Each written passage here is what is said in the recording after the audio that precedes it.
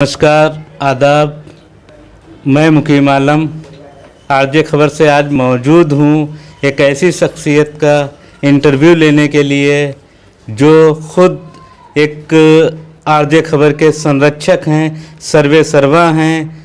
आइए जानेंगे उनके बारे में, उनके सफ़र के बारे में, आरजे खबर के बारे में, आरजे खबर चैनल के बारे में। मैं ज़्यादा कुछ न कहते हुए डायरेक्ट उनकी तरफ रुख करता हूं और मैं उनसे कुछ बातें करूंगा, उनसे जानूंगा कि आरजे खबर का सफ़र जो कहां से शुरू हुआ है और अब तक जहां तक पहुंचा है उससे आप सारे लोग बखूबी वाकिफ़ हैं कि किस तरीके से मेहनत से तमाम मुद्दों को इन्होंने उठाया है और लोगों की नींदों को भी उड़ाया है, सामाजिक समस्याओं को उजागर किया है। दबी हुई ऐसी समस्याएं जिनकी तरफ कोई देखता भी नहीं, उन समस्याओं को पब्लिक में लाना और उस समस्या का पब्लिक में लाना ही नहीं और किस तरीके से उसका समाधान किया जा सके, इस पूरे एक बड़े जद्दोजहद इसमें मतलब पूरी तरीके से एक्टिव रहना, फुल एनर्जी फुल रहना बहुत बड़ी चीज़ें होती हैं। तो आज हमारे साथ मौजूद हैं आरजे खबर के संरक्षक या सर्वे सर्वा कहें ज़फ़र कलीम साहब। तो आज तक इन्होंने तमाम लोगों के इंटरव्यू लिए हैं, शिक्षा के क्षेत्र में, पॉलिटिशियन के और दीगर तमाम लोगों के इंटरव्यू लिए हैं। तो आज हमें मौका मिला है कि हम इनका इंटरव्यू लें। तो ज़फ़र साहब, आपका आरजे खबर में स्वागत है। बहुत शुक्रिया और सभी दर्शकों का बहुत बहुत शुक्रिया जो लगातार जुड़े रहते हैं और आरजे खबर टीम का मनोबल बढ़ाते रहते हैं, उनका सबसे पहले शुक्रिया। और एक बात मैं आपको बता दूं, मैं भी एक आरजे खबर का सदस्य भी हूं और ज़फ़र साहब ने पब्लिकी जो है पूरा जो है उसके ग्रुप पे भी मेरे लिए एक रिपोर्टिंग का जो है मैसेज डाल दिया था। तो मुझको भी लगा कि बिल्कुल मैं सदस्य पहले से ही था तो मुझको रिपोर्टिंग भी करनी चाहिए और ज़फ़र भाई का हुक्म तो टाला नहीं जा सकता। खैर, तो मैं सीधा सीधा आपसे एक सवाल करता हूं कि आरजे खबर ऐसा क्या समाज में आपने देखा था, ऐसी कौन सी चीज़ें देखी जिससे आप प्रभावित होकर और क्योंकि मैं आपका बैकग्राउंड भी अच्छे से जानता हूं कि आपने तमाम फील्डों में एक अच्छे वर्क किए हैं और आप एक कंपनी में एम्प्लॉय भी हैं, उसमें काम करते हुए फैमिली वाले हैं, तमाम चीज़ें की जिम्मेदारियां हैं, आप घर के अकेले भी हैं। तो उन मतलब ऐसी कौन सी चीज़ें हैं जिससे आप प्रभावित होकर इस प्लेटफार्म को मतलब तैयार किया, लोगों की समस्याओं को उजागर किया, ऐसा क्या जो है लगा आपको?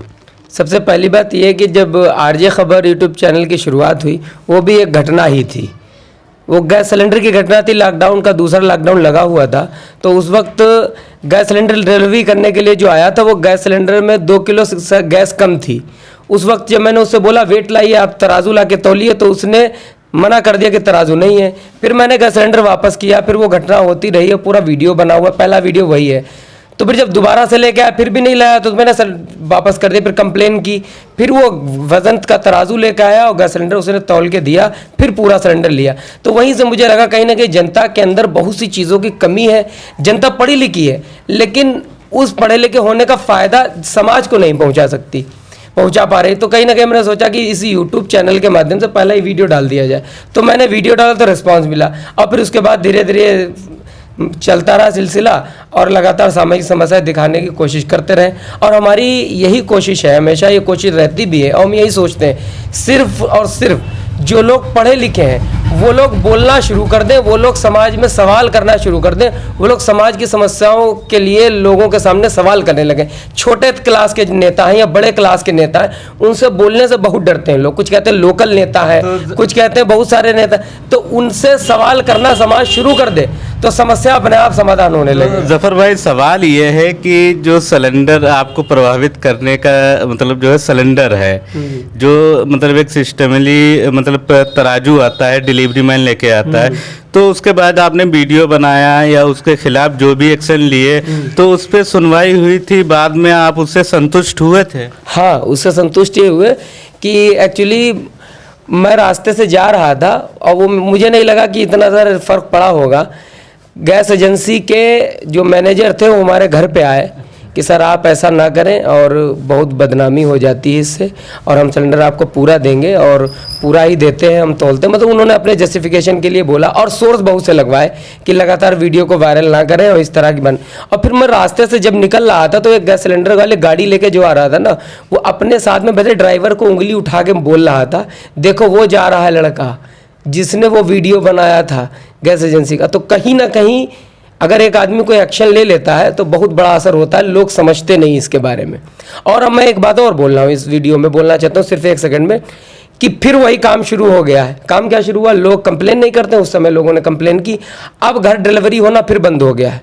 मुझे लगता है 90% लोगों की गैस डिलीवरी जो है वो अब नहीं हो रही है, जबकि ये नियम है कि 19 रुपये 50 पैसे गैस सिलेंडर जब आप खरीदते हैं उसमें 19 रुपये 50 पैसे डिलीवरी चार्ज जुड़ के आता है। अगर आप गैस घर नहीं पहुंच रही है और गोदाम में लेने जाते हैं गैस, तो वहां जाइए, आप डिमांड कीजिए, और तो गैस एजेंसी का ये उत्तरदायित्व है कि 19 रुपये 50 पैसे बाई कैश वापस करें, ये कानूनन लिखा हुआ है, ये वापस करें। लेकिन नहीं करता, लोग जागरूक नहीं, कहते चले जाएंगे लेके, ये होता है। तो जफर भाई, आपने कभी मतलब गोदाम से सिलेंडर उठाया हो? आप तो समझदार हैं और तमाम चीज़ों को एजेंसी के मैनेजर तक आपके घर आ गए थे उस केस में, तो आपने कभी मतलब उस घटना के बाद में गोदाम पे कभी सिलेंडर लेने गए हो तो आपने 19 रुपये 50 पैसे वापस लिए या आपको मिले? एक्चुअली हम कभी लेने नहीं गए सिलेंडर गोदाम पे। अगर तो हमारे जफर भाई, उस मतलब उसके बाद में, उस केस के बाद में जो भी हुआ था, उसके बाद जब भी डिलीवरी मैन आपके यहाँ सिलेंडर लेके आया, क्या उसने वेट करके तराजू लेके आया, वेट करके दिया उसके बाद अब तक? हाँ, हमारे घर में जो बड़ब्बू के यहाँ सिलेंडर है, क्योंकि मैंने देखा है, मैं भी उसी मोहल्ले से ताल्लुक़ रखता हूँ जहाँ से आप रखते हैं, तो मैंने देखा है कि मोहल्ले में कभी भी डिलीवरी मैन तराजू लेकर नहीं आता है। फर्स्ट टाइम उसी बार आया था जब आपने इतना सब ये किया था, ठीक, उसके बाद मैंने नहीं देखा। तो आपके लिए वो स्पेशल तराजू लाता है? हाँ, घर पे मैंने दरअसल उसके 1 महीने के बाद घर में सिलेंडर बुक किया गया, तो वो जब सिलेंडर लेके आया तो वो तराजू लेके नहीं आया था। तो मैंने उसको, घर पे मैं था नहीं, मैंने उस फ़ोन पे बोला कि जब तक वेट नहीं लगा सिलेंडर वापस कर दो। सिलेंडर वापस हो गया, फिर वो लेके नहीं आया, गुस्से में मैंने कंप्लेन लगा दी, फिर सिलेंडर लेके आया, फिर तराजू लेके आया और फिर उसने तौल के पूरा सिलेंडर दिया। लेकिन कहीं ना कहीं समाज में हम देखते हैं कि कहीं कहीं निरंतरता नहीं आ रही है कामों में। अब जैसे मैंने कंप्लेन लगाई, लोगों को जागरूक किया, कम से कम मेरे वीडियो से 1000 लोगों को ये इन्फॉर्मेशन मिली और अच्छे लोगों को इन्फॉर्मेशन मिली जो बहुत पढ़े लिखे हैं, लेकिन उसके बाद वो एक्शन में नहीं आया, कंप्लेन नहीं करते, एक के ऊपर बलबूते रहते हैं। मैंने इन्फॉर्मेशन दी, अब हर आदमी उस चीज़ का इस्तेमाल करने लगे तो गैस सिलेंडर डिलीवरी होगी, 19 रुपये 50 पैसा भी मिलेगा अगर पब्लिक डिमांड करेगी तो। मुझे लगता है किसी ने मांगा ही नहीं होगा अभी तक कि 19 रुपये 50 पैसे दीजिए। इस पर भी एक वीडियो बना चुका हूँ मैं। अच्छा, मैंने देखा है कि लोकल पॉलिटिक्स जो होती है उसमें ज़्यादा हिस्सा लोगों का ये मानना होता है कि लोकल में सारे लोगों को एक दूसरे के साथ ताल्लुकात होते हैं कहीं ना कहीं, तो आदमी जो है एक दूसरे से खिलाफत मुखालिफत नहीं करता ज़्यादा हिस्सा। लेकिन आप निरंतर मतलब छोटी छोटी चीज़ों को, चाहे वो सार्वजनिक शौचालय हों या टूटी पुलियाँ हों या एनीवे कोई भी चीज़ें हों, आप उनको बराबर उजागर करते रहते हैं। तो मतलब कभी आपको ऊपर ऐसा कोई प्रेशर पड़ा है कि इस काम को आप बंद कर दें, गलत कर रहे हैं, आप नुकसान उठा सकते हैं, ऐसा कुछ हुआ कभी? हाँ, ऐसा हुआ। कुछ लोगों ने फ़ोन करके बोला भी कि आप जो कर रहे हैं वो पर्सनली ताल्लुक़ ख़राब कर रहे हैं, ऐसा नहीं आपको करना चाहिए, और आपको इस तरह के काम करने के लिए आपको क्या फ़ायदा हो रहा है। बहुत सारी बातें कही गई मुझसे। तो मेरा एक ही जवाब था कि सामाजिक समस्या है, उसे दिखाने का काम हम करते हैं, ये हमारा काम है। आपका काम चुनाव लड़ना है, आप चुनाव लड़िए, हमारा काम है समस्या दिखाना, हम समस्या दिखाएंगे। आपका काम अलग बटा है, हमारा काम दूसरा, ये है अलग बटा हुआ। हम इस पे काम करते रहते हैं, लगातार करते रहते हैं, लेकिन ऐसा कोई हमारे ऊपर फ़र्क नहीं पड़ा कि कुछ लोग कहते हैं, लोग कहते रहेंगे, हम अपना काम करते चले जाएंगे और लगातार करते ही रहेंगे। अभी तक तो ये लगातार सोच रखा है और करते चले जाए। तो हमारा आपसे सवाल ये है कि मैं देखता हूं कि आप प्राइवेट कंपनी में एम्प्लॉय हैं। प्राइवेट कंपनी में कितना प्रेशर होता है, कितनी ड्यूटी सख्त होती है, डिसिप्लिन तमाम चीज़ें होती, उसके बावजूद आप वक्त निकालते हैं, तो इतनी एनर्जी कहाँ से लाते हैं? दरअसल जब आप कोई काम करते हैं और काम करने के लिए जब आप अंदर से तैयार होते हैं तो फिर वो काम होता रहता है। अगर आप डिमोरलाइज अपने आप को अपने आप मोटिवेशनल नहीं रहेंगे तो कभी भी वो काम आप नहीं कर पाएंगे। और जो काम आपको करना है दिन में कम से कम 3-4 बार उसके बारे में आपको सोचना पड़ेगा।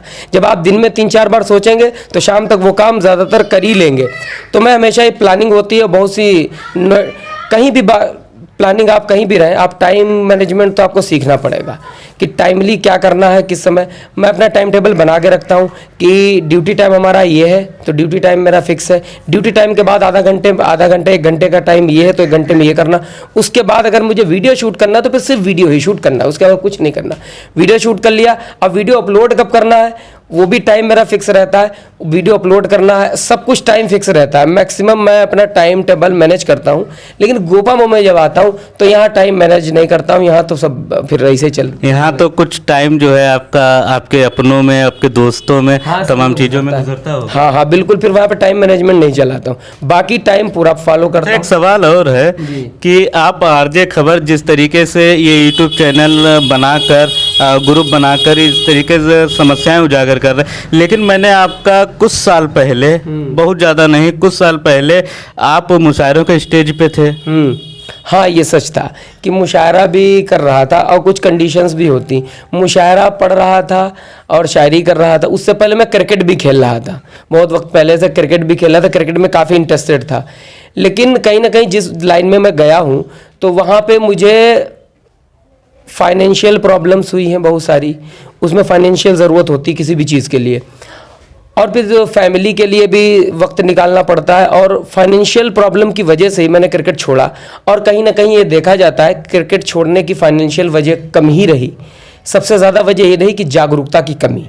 हमारे बड़े जो आगे बढ़ जाते हैं, कस्बे से बहुत से ऐसे हैं, कस्बे का काबिल एक एपिसोड भी हम चला रहे हैं, बहुत से जो बाहर अच्छी नौकरी फर्स्ट क्लास की कर रहे हैं, लेकिन कस्बे में रहने वाले युवाओं को किसी भी तरह के वीडियो के माध्यम से उनको जागरूक नहीं करते, मोटिवेट नहीं करते। अगर कहीं ना कहीं कस्बे के बहुत सारे ऐसे क्रिकेटर थे जो सच में आगे जा सकते थे, एक दो नहीं काफ़ी थे जो आगे जा सकते, रणजी तक खेल सकते थे या IPL तक जा सकते, जो बढ़िया खेलते थे, लेकिन कहीं ना कहीं उनको पीछे से सही गाइडलाइन नहीं मिली, लोगों ने राय सही नहीं दी, इसी वजह से वो नहीं हो पाए। और फिर उम्र बढ़ रही थी क्रिकेट के साथ साथ। तो क्रिकेट ऐसी चीज़ है जिसको आप लगातार अगर खेलेंगे तो फिर क्रिकेट ही खेल सकते, कुछ काम नहीं कर सकते। फिर मैंने काम शुरू किया तो फिर क्रिकेट की छोड़ना पड़ा। तो ये उथल पथल चलती रही, सही राय ना मिलना ही कई चीज़ों को छोड़ना हुआ। लेकिन इस वक्त मैं यूट्यूब चैनल रन कर रहा हूँ, इसमें मुझे कहीं मार्केट नहीं जाना है। जब मौका मिले, रास्ते में मौका मिले, वीडियो शूट कर लिया, जहाँ भी मौका मिले वीडियो शूट कर लिया और सामाजिक समस्याओं को दिखाते रहे और सामाजिक काम करते रहे। इसको लगातार रन कर रहे हैं। और जब जनता का सपोर्ट आप सभी का मिलेगा, जनता सपोर्ट करेगी तो देख रही है। हाँ जनता देख रही है। अगर जनता फुल सपोर्ट करेगी तो पर्टिकुलर रेगुलर यूट्यूब चैनल पे ही काम करेंगे और सिर्फ सामाजिक समस्याओं पे काम करेंगे। अच्छा, मैं बातों के सिलसिले का रुख थोड़ा सा मोड़ता हूँ कि लाइट चली गई, आप देख रहे हैं पसीना पसीना हो रहे हैं। तो आप, हालांकि लाइट तो बहुत जाती है और हर जगह जाती, गर्मियों में बहुत कटती है लाइट। तो अक्सर यहाँ पर जब हमारा भी कम ही आना होता है तो लाइट जब चली जाती है तो लोगों को कहते हुए हमने सुना है कि गोपामऊ में लाइट अच्छी आ रही, इतनी अच्छी तो पिहानी हरदोई में भी नहीं आ रही। तो आप, मतलब आपने कभी जाना है कि कस्बे का कितने घंटे लाइट मिलने का आदेश होता है सरकार से, और कितने घंटे मिल रहे, बाकी मतलब क्या हो रहा? दरअसल सरकार तो ये तय करती है, बिजली विभाग तय करता है कि कस्बों में कितने घंटे लाइट देंगे। कटौती टाइम भी फिक्स होता है कितना कटेगा, और ज़िले लेवल पे भी होता है कितनी लाइट कटेगी और कितनी नहीं कटेगी। अब समस्या ये आ जाती है कि लाइट कटने का मामला ये है कि ज़्यादा एक्स्ट्रा कैसे कट हो जाती। अब मालूम दी आंधी आ गई और तार टूट गया, अब लाइट आने का टाइम है लेकिन तार टूटा है तो लाइट कट ही जाएगी। कहीं ना कहीं वायर सिस्टम का भी ये जो है ये बहुत बड़ा मुद्दा है कि लाइट जब आंधी आ जाती है तो तार टूट जाते हैं, पेड़ टूटे तो तार भी टूट जाएंगे। 11,000 लाइन टूट गई, कभी हो गया। और सरकार ने इसके ऊपर सरकार प्लान है कि 2025 तक ये सरकारी प्लान है कि सारे कवर्ड किए जाएंगे, जो वायर हैं वो सब कवर्ड किए जाएंगे और ज़्यादातर लाइट की समस्या जो है वो उसका समाधान होगा। और 24 घंटे लाइट कस्बों में आने की बात कही गई, लेकिन लगता है कि 18 घंटे तक तो लाइट आई जाती है, अगर कटे ना तो 6 घंटे कटिंग होती, इतना भी बहुत। एक वक्त हमने ऐसा देखा कि कस्बे में 20 दिन में एक बार लाइट आती थी, वो भी 10 मिनट के लिए आई, और चली गई। लेकिन अब भी लाइट अच्छी आ रही है, आने वाले वक्त बिल्कुल लाइट ईद की चांद की तरीके से होती थी। हाँ, ईद का चांद ही थी। बाकी परिवार के लोग आपको आपके काम को कैसे देखते हैं, मतलब कैसे देखते हैं, कैसे आपके करीबी मतलब जो आप काम करते हैं उसको कैसे देखते हैं, मतलब आपकी सराहना करते हैं या कहीं ना कहीं आपसे कहते हैं कि ये काम तुमने ठीक नहीं किया, कभी होता है ना ऐसा? ऐसे बहुत से लोग हैं। अभी कल एक शख्स हमसे मुलाकात कर रहे थे, वो भी हमें बहुत सी राय दे रहे थे कि ये it is a very risky work, ये बहुत रिस्की काम है और इसमें कोई लफ्ज़ का अगर इस्तेमाल इधर उधर हो गया तो जेल भी हो सकती है। बहुत सारे एक दो लोग हमारे बहुत ख़ास मुझसे मिले जिन्होंने ये भी बोला कि आप कहाँ चक्कर में पड़े हो इन सब चीज़ों में। एक दो लोगों ने ये भी बोला तुम तो बहुत सीधे हो और इन सब चीज़ों में नहीं तुम्हें पढ़ना चाहिए।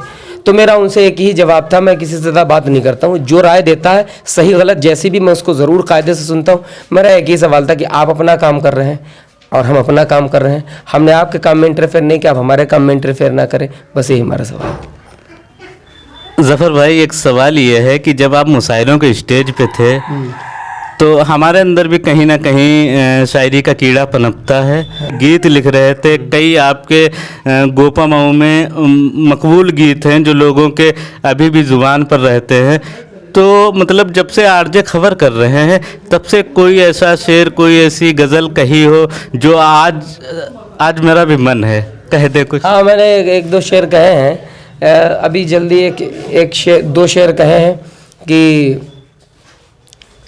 एक शेर ये कहा है कि तजर्बा हो गया मुझको अजी शहरों में रह रहकर, तजर्बा हो गया मुझको अजी शहरों में रह रहकर, कमाई कम नहीं होती किराया मार देता है, कमाई कम नहीं होती किराया मार देता है। और शेर है कि यही बस सीख पाया है ज़फ़र कलयुग ज़माने से, यही बस सीख पाया है ज़फ़र कलयुग ज़माने से, जहाँ अपनों से ख़तरा हो पराया मार देता है। ये मैंने एक शेर का और भी गज़ल लिखी है जो अभी नहीं है, अब मुझे बगैर देखे हुए याद नहीं है, उसे पढ़ सकते हैं, लिखते भी। वो बहुत अच्छा शेर पढ़ा है आपने, बिल्कुल हालात मंज़र को पिरोया है इस चंद लफ्ज़ों में। तो ज़फ़र भाई, काफ़ी अच्छा लगा आपसे बात करके और आपसे विदा लेना चाहेंगे। तो दोस्तों, आप देख रहे थे आरजे खबर। अगर हमारे यूट्यूब चैनल को अभी तक आपने लाइक और शेयर और सब्सक्राइब नहीं किया है तो प्लीज़ सब्सक्राइब करें, ताकि आपको कस्बे से और आसपास क्षेत्र की जुड़ी हुई समस्याओं को देखने का मौका मिले, ताकि आप उस वीडियो को आसानी से आप तक पहुंचाया जा सके। तो प्लीज़ सब्सक्राइब करें आरजे खबर। मैं मुकीम आलम, आरजे खबर।